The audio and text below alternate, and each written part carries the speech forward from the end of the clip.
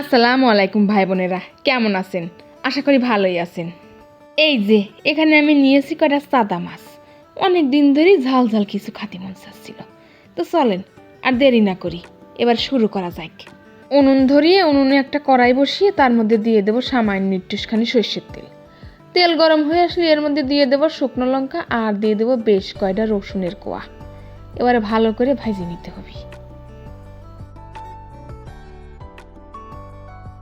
ভাজা প্রায় হয়ে গেছে, এর মধ্যে দিয়ে দেবো হাফ চামচ কালো জিরে, দিয়ে হালকা নাইড়ে চাইড়ে এটাকে নামিয়ে নেব। ওই তেলের মধ্যে দিয়ে দেবো সামান্য একটুখানি সর্ষের তেল।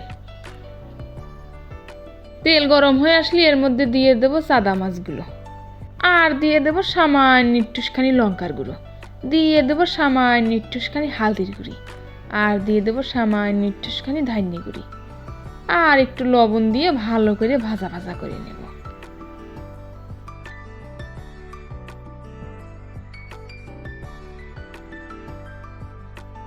ভাইজে নিয়েছি, এবার নামিয়ে বাইটে নেব। এই যে দেখুন বাইটে নিয়েছি, কোনো কথা হবে না। যে পাটায় বাটিছি সেই পাটার মধ্যে নিয়ে নেব কয়টা গরম ভাত, একদম ফাইন করে মাইখে নেব। ওরে আল্লাহ, ভাত মাইখে মুখে দেওয়ার সাথে সাথে যে একটা শুকনো মরিচের ঝাল ঝাল ফ্লেভার পাচ্ছি, বলার ভাষা নেই। একদম কড়া ঝাল। যাদের মুখে রুচি নাই তারা এই ঝাল ঝাল ভর্তাটা ট্রাই করতে পারেন। আজকের মতন এই পর্যন্তই থাক। আল্লাহ হাফেজ।